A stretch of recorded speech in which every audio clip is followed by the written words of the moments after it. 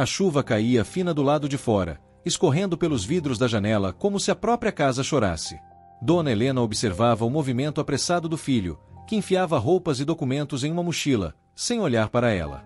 O silêncio entre os dois era tão pesado que nem o som do gato Tobias arranhando o sofá parecia quebrá-lo. Mãe, eu não posso mais, é muita responsabilidade, ele disse, a voz fria. Aquelas palavras foram um golpe mais duro que o vento da tempestade. Ela segurou o terço entre os dedos, tentando entender onde havia errado. Helena ainda tentou argumentar, mas o filho desviou o olhar, evitando o peso da culpa. Disse que precisava se mudar, que a vida estava difícil, que ela ficaria melhor em outro lugar. Você sempre disse que era forte, murmurou, tentando justificar o abandono. Helena o observou caminhar até a porta, sem coragem de impedi-lo. Tobias miou alto, como se protestasse. O som da porta batendo ecoou pela casa vazia, e naquele instante ela soube que estava sozinha no mundo. A idosa sentou-se na poltrona onde passará tantas noites bordando e lembrando do marido falecido. O relógio da parede marcava as horas lentamente, como se zombasse do tempo que ela perderá acreditando em laços eternos. O cheiro de café frio misturava-se ao da madeira molhada da varanda. Tobias pulou em seu colo, tremendo. Ela o abraçou, sentindo o coração apertar. Era o único ser que ainda ficará. Lá fora, o céu escurecia, anunciando uma tempestade maior do que qualquer outra. Quando a energia caiu e a casa mergulhou na penumbra, Helena acendeu uma vela. O reflexo da chama tremia sobre as fotos da família na estante. Ali estavam todos, sorrisos, aniversários, natais. Imagens de um tempo em que ela era necessária. Agora, tudo parecia distante. Ela levantou-se devagar, caminhou até o quarto e abriu o guarda-roupa. Pegou uma pequena mala e colocou dentro apenas o essencial, algumas roupas, o terço e um retrato do marido. Vamos, Tobias, sussurrou. O gato a seguiu em silêncio, como se entendesse o significado daquela partida. Helena fechou a porta da casa pela última vez, e o barulho da chave girando soou como um adeus definitivo. A chuva engrossava, encharcando o vestido simples e os cabelos grisalhos. A rua estava deserta, iluminada apenas pelos relâmpagos que cortavam o céu. Cada passo era uma lembrança deixada para trás, o riso do filho, o cheiro do almoço de domingo, as vozes que um dia chamaram por mãe. Ela caminhou sem rumo por minutos que pareceram horas. Tobias miava dentro da mala aberta, assustado com o trovão. O coração de Helena doía, mas havia também uma estranha sensação de liberdade, como se, ao perder tudo, pudesse enfim recomeçar. O vento frio batia no rosto, e ela se apoiava em cada poste para não cair. Já não tinha destino, apenas a necessidade de seguir em frente, de encontrar um lugar onde ainda fosse vista. As casas do bairro pareciam todas iguais, mas havia uma que chamava atenção, uma pequena morada com luzes acesas e o som de risadas escapando pelas janelas. Helena parou diante do portão, hesitante. Queria pedir abrigo, mas o orgulho a impedia. Afinal, sempre fora ela quem ajudava os outros, nunca o contrário. Tobias soltou um miado alto, e isso bastou para que alguém percebesse. Uma mulher abriu a porta, enxergando a figura molhada da idosa sob a chuva. Meu Deus, senhora, entre. Vai ficar doente aí fora, disse a mulher, correndo até o portão. Era Joana, uma costureira de mãos firmes e olhar bondoso. Helena tentou recusar, dizendo que não queria incomodar, mas Joana insistiu. Aqui ninguém incomoda, só soma, respondeu, puxando-a gentilmente para dentro. Tobias foi junto, enrolado numa toalha velha. O calor da casa e o cheiro de pão recém-assado trouxeram um alívio que Helena não sabia descrever. Sentada à mesa, com uma xícara de café quente entre as mãos, ela sentiu as lágrimas caírem sem aviso. Joana não perguntou nada, apenas colocou a mão sobre a dela e esperou. Às vezes, o silêncio é o melhor consolo. Helena contou, aos poucos, o que havia acontecido, o abandono, o medo, a solidão. Joana escutou tudo com atenção e apenas disse, aqui, ninguém fica sozinha. Fique o tempo que quiser. Pela primeira vez em muito tempo, Helena acreditou. Enquanto Tobias dormia em um tapete ao lado do fogão, Helena olhou ao redor. A casa era simples, de paredes rachadas e móveis antigos, mas havia vida, havia calor. Era diferente da casa grande e fria que deixará para trás. Naquela humildade, sentiu um amor que nunca recebeu dos seus. O som da chuva do lado de fora agora era leve, quase reconfortante. Sem perceber, ela sorriu. E naquele sorriso nasceu o primeiro traço de esperança de uma nova vida. Na manhã seguinte, o sol atravessava as frestas da janela, iluminando o pequeno quarto onde Helena dormira pela primeira vez em paz depois de muito tempo. Tobias, espreguiçado no pé da cama, ronronava satisfeito. O cheiro de pão e café vinha da cozinha, misturado à risada suave de Joana. Por um momento, Helena pensou estar sonhando, um sonho simples, mas cheio de vida. Levantou-se devagar, ajeitou os cabelos e caminhou até a mesa, onde um café quente a esperava. Joana sorriu ao vê-la e disse: "Bom dia, dormiu bem?" Helena respondeu com um aceno tímido, emocionada. Pedro lia um jornal velho enquanto passava manteiga no pão. "Sente-se, Dona Helena.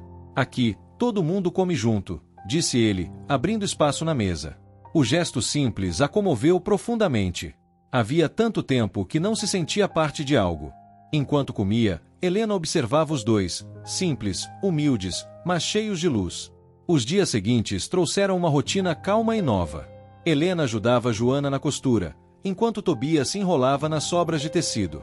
O som da máquina de costura era como uma canção constante, acompanhada por conversas leves sobre o bairro, as vizinhas, e os sonhos que pareciam pequenos demais para se realizarem. "Um dia, ainda quero abrir uma lojinha", dizia Joana, rindo. "Quem sabe", respondia Helena, já sentindo nascer dentro dela o desejo de ajudar. Pedro, por sua vez, trabalhava consertando móveis e ferramentas para os vizinhos. Era um homem trabalhador, mas a vida nunca fora generosa com ele. Mesmo assim, sorria fácil. Helena o admirava por isso, por não se deixar endurecer pelo sofrimento. Um dia, enquanto ele lixava um velho banco, ela se aproximou e perguntou se podia ajudar.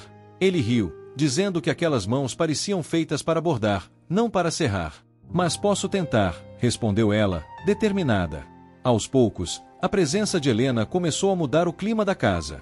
Ela organizou os armários, plantou ervas na janela e trouxe uma sensação de ordem e harmonia que antes não existia. Joana notou que até Tobias parecia mais alegre, correndo atrás dos fios de linha como se fosse um gato novo. "Essa casa está diferente, mais viva", disse Joana uma noite, observando o pôr do sol pela janela. "É o amor, minha filha. Ele faz o pequeno parecer grande", respondeu Helena, com um sorriso sereno. Certo dia, um vizinho bateu à porta pedindo ajuda para consertar uma cortina rasgada. Helena costurou com tanto cuidado que o tecido parecia novo. A notícia se espalhou pelo bairro: "A velha da casa amarela costura melhor que muita moça." Em pouco tempo, as encomendas começaram a chegar: lençóis, roupas, cortinas, tudo feito com as mãos pacientes das duas mulheres. O pequeno lar humilde se transformava, pouco a pouco, em um ateliê cheio de vida. Pedro também começou a receber mais pedidos de consertos, pois os vizinhos, gratos pela ajuda das mulheres, indicavam seus serviços.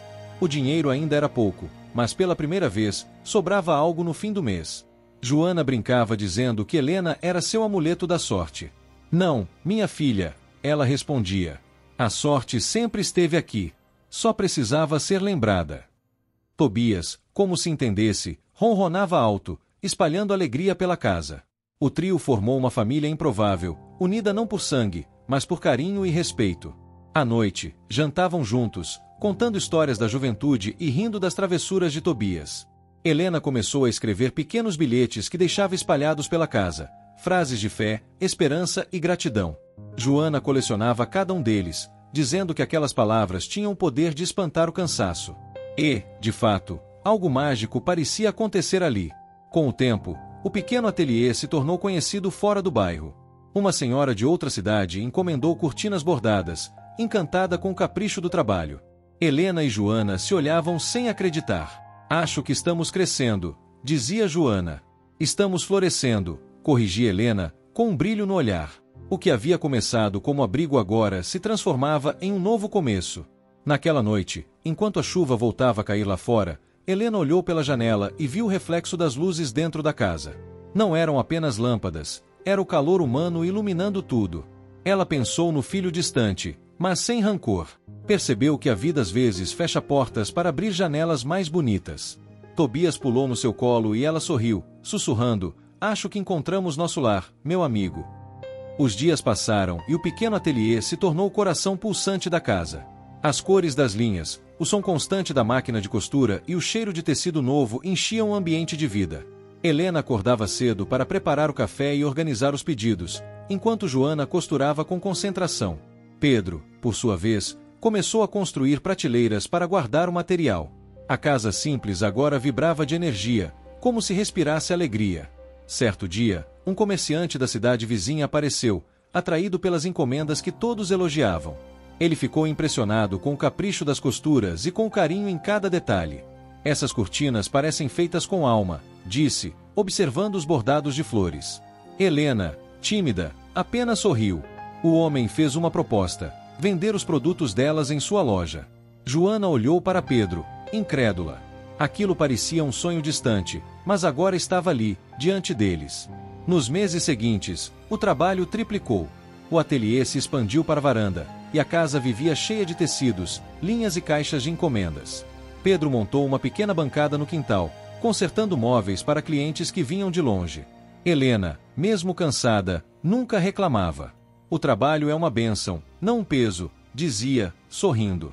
Tobias, o gato, dormia em cima das pilhas de pano, como um guardião silencioso daquele novo lar. O dinheiro começou a chegar em quantias que nenhum deles imaginava. Pela primeira vez, Joana conseguiu pagar todas as contas e ainda sobrou o suficiente para reformar o telhado. Pedro comprou ferramentas novas, e Helena comprou tecidos de melhor qualidade. Acho que estamos ficando ricos, brincou Pedro, rindo alto. Mas Helena respondeu com sabedoria: a riqueza, meu filho, é o que sentimos aqui dentro. O resto é consequência. Mesmo com o sucesso, eles nunca perderam a simplicidade. Helena fazia questão de ajudar os vizinhos que vinham pedir favores. Costurava de graça para quem não podia pagar, dividia comida com famílias que passavam necessidade e ensinava crianças a bordar. Joana observava aquilo com admiração.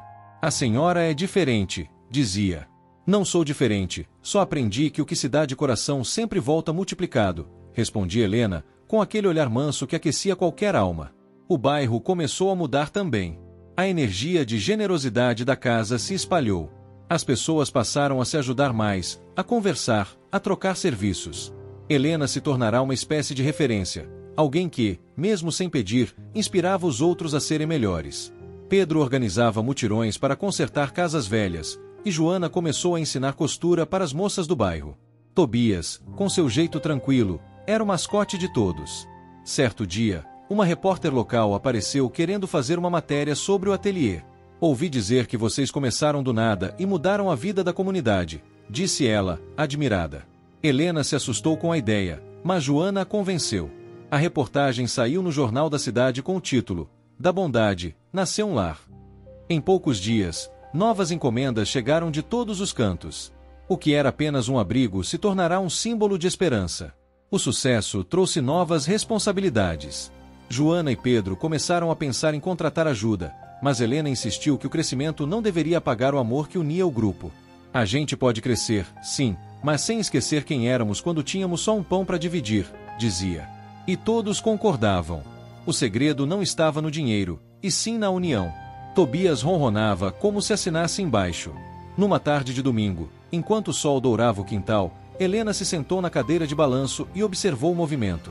Crianças rindo, vizinhos conversando, Joana estendendo roupas, Pedro ajeitando as ferramentas.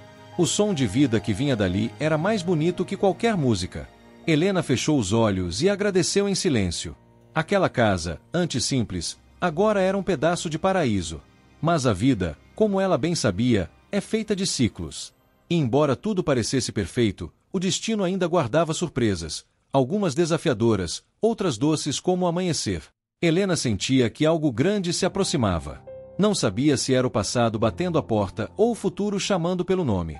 Tobias se espreguiçou ao lado dela e miou baixinho, como se dissesse: esteja pronta. Era fim de tarde quando o carteiro apareceu com uma carta endereçada a Dona Helena. Um envelope simples, sem remetente claro, fez o coração dela disparar. Fazia meses que não recebia nenhuma notícia da família. Sentou-se na varanda, com as mãos trêmulas, e abriu devagar. As palavras eram curtas, mas carregadas de peso. O filho pedia desculpas. Dizia estar arrependido, falido e doente. Pedia ajuda, pedindo também perdão. Helena ficou em silêncio por um longo tempo, olhando o horizonte que se avermelhava.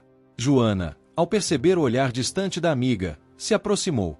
Más notícias? Perguntou, com cuidado. Helena respirou fundo antes de responder. É meu filho. aquele que me deixou na chuva. A voz saiu baixa, como se ainda doesse dizer em voz alta. Joana se sentou ao lado dela e apertou sua mão. E o que vai fazer? Helena não respondeu de imediato.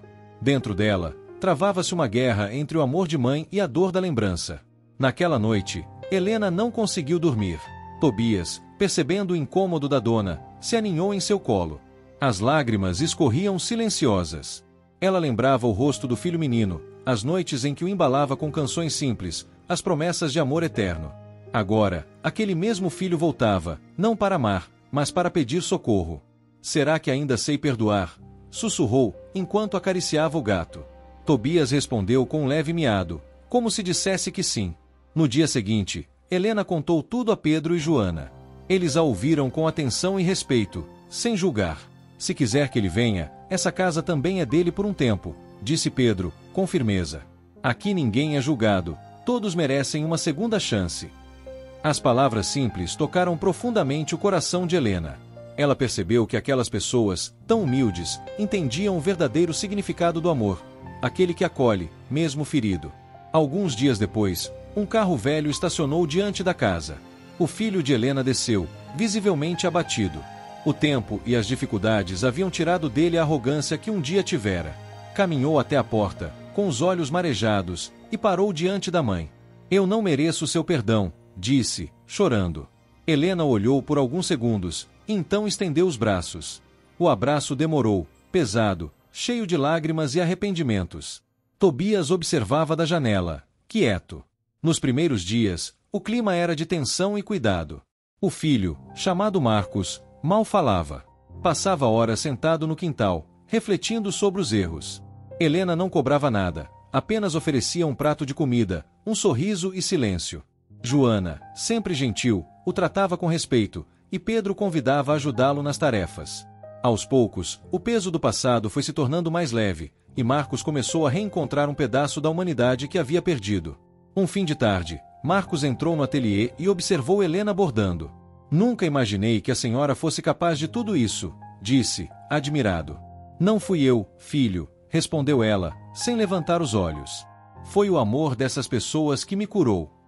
Ele engoliu seco, sem saber o que responder. Ficaram em silêncio por um tempo, e o som da máquina de costura parecia marcar o ritmo de um perdão que se construía devagar. Com o passar das semanas, Marcos começou a ajudar na oficina de Pedro. Descobriu que gostava de consertar coisas, talvez porque, de alguma forma, tentava consertar a própria vida. Trabalhava em silêncio, mas o olhar estava mais leve. À noite, jantavam todos juntos, e o clima era de serenidade. Helena observava tudo com o coração cheio. A dor ainda existia, mas agora tinha um novo nome, recomeço. Certo dia, Joana recebeu uma proposta para abrir uma loja na cidade. O comerciante que comprava as peças ofereceu sociedade. Ela, emocionada, contou a novidade à família. Pedro se orgulhou, Helena sorriu e Marcos, com humildade, disse, posso cuidar da parte das entregas. Foi a primeira vez que se ofereceu para ajudar sem ser pedido. O ciclo da vida parecia finalmente se ajustar, como um tecido sendo remendado com paciência. Nessa mesma noite, Helena escreveu mais um de seus bilhetes e colocou na parede do ateliê. Dizia assim, o amor verdadeiro não guarda rancor, ele se transforma em abrigo. Joana leu em voz alta, com os olhos marejados. Pedro assentiu, e até Marcos sorriu discretamente. Tobias ronronou, como se abençoasse aquele lar reconstruído. Lá fora, a lua iluminava a pequena casa, agora cheia de histórias, perdão e um futuro promissor. Com o passar dos meses, Marcos tornou-se parte da rotina da casa. Já não era mais o homem abatido que chegará com vergonha e arrependimento. Agora, acordava cedo, ajudava Pedro na oficina e, aos poucos, aprendia sobre consertos, paciência e dignidade. Helena observava de longe, com orgulho silencioso. Tobias, sempre por perto, o seguia como se já o tivesse perdoado também. O som das ferramentas e o riso do quintal se misturavam em perfeita harmonia. Helena começou a perceber como a presença do filho trazia uma nova energia para o lar. Marcos tinha boas ideias e propôs formas de organizar melhor o trabalho. Podemos criar um nome para o ateliê, sugeriu, animado. Joana adorou a ideia, e juntos decidiram chamá-lo de Casa Aurora, em homenagem ao amanhecer que simbolizava o recomeço de todos. Pedro esculpiu uma pequena placa de madeira e a pendurou no portão, com orgulho. A notícia da Casa Aurora se espalhou pela região. Encomendas vinham de longe, e pessoas de outras cidades queriam conhecer a casa da costureira e do marceneiro milagrosos. Helena ria ao ouvir isso. Milagres não, meu filho. Só amor e muito trabalho. O que antes era um abrigo improvisado agora se tornava um pequeno império de bondade. As mãos que um dia se uniram por necessidade agora trabalhavam movidas por propósito. Joana, com a ajuda de Marcos, montou uma pequena loja na praça da cidade. As pessoas se encantavam com as cortinas, roupas e bordados que traziam mensagens de esperança costuradas nas bainhas. Cada peça tinha um toque de Helena, uma palavra, um símbolo, um pedaço de alma. Pedro, por sua vez, consertava móveis para a comunidade, e muitos clientes pagavam com gratidão em vez de dinheiro. A prosperidade deles não estava apenas nas moedas, mas nos sorrisos. Com o tempo, Helena se tornou uma figura querida na cidade. As pessoas iam até ela em busca de conselhos, como se fosse uma avó de todos. Ela falava com calma, sempre lembrando que o perdão é a maior das riquezas. A gente só entende o valor das coisas quando perde o orgulho, dizia. Marcos, ouvindo de longe, às vezes sorria e enxugava discretamente uma lágrima. Sentia-se abençoado por ter recebido uma segunda chance. Em um fim de tarde, todos se reuniram no quintal para comemorar o aniversário de Helena. A mesa simples estava coberta de bolos, flores e risadas. Joana fez questão de agradecer. A senhora mudou nossas vidas. Helena balançou a cabeça e respondeu: foram vocês que me ensinaram o que é família. Pedro levantou um brinde com suco de uva, e até Tobias ganhou um pedaço de bolo. Era uma celebração da vida, da união e das pequenas vitórias. O negócio continuava crescendo.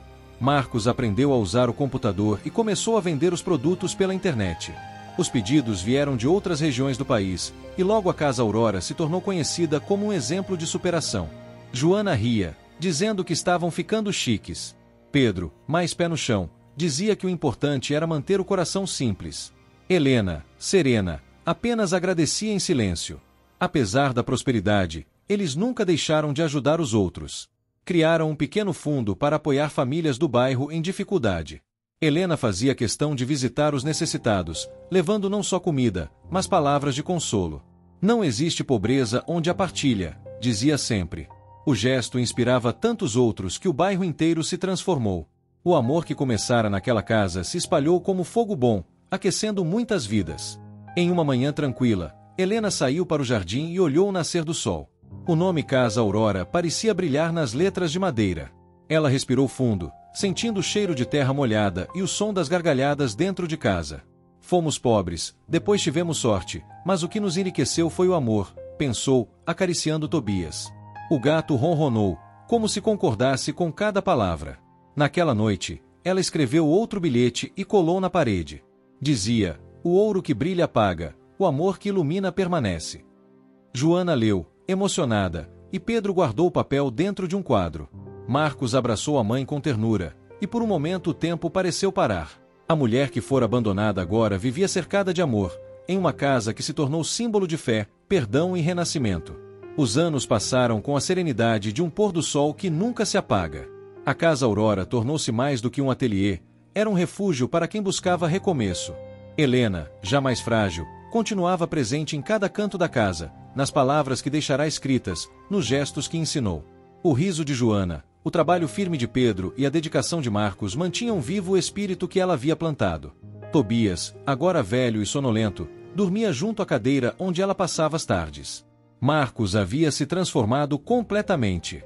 O homem que um dia abandonara a mãe agora cuidava dela com carinho de um filho redimido. Era ele quem preparava o chá, quem ajeitava o cobertor e lia para elas mensagens de clientes que agradeciam pela inspiração. A senhora mudou a vida de muita gente, dizia ele. Helena apenas sorria, respondendo: eu só mostrei que o amor muda tudo. Era sua frase favorita, e a mais verdadeira. A loja prosperava mais do que nunca. Gente de longe visitava o lugar para conhecer a história da mulher que foi abandonada e renasceu. Joana e Pedro cuidavam dos negócios com sabedoria, mas sem perder a simplicidade. Havia fotos de Helena e Tobias nas paredes, e uma pequena placa sobre o balcão dizia: aqui, o que se faz com o coração floresce. O mundo podia mudar, mas ali dentro o tempo ainda era guiado pela bondade. Certa manhã, Helena acordou mais cansada que o habitual. Pediu que abrissem a janela para deixar a luz entrar. O sol, suave, invadiu o quarto e iluminou as flores sobre a cômoda. Tobias, fiel como sempre, subiu em sua cama e se deitou sobre seu colo. Está tudo bem, meu amigo, ela sussurrou, acariciando o gato. Do corredor, Joana observava em silêncio, com lágrimas discretas nos olhos.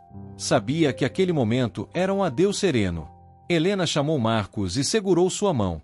Meu filho, nunca deixe que o arrependimento seja maior que o amor.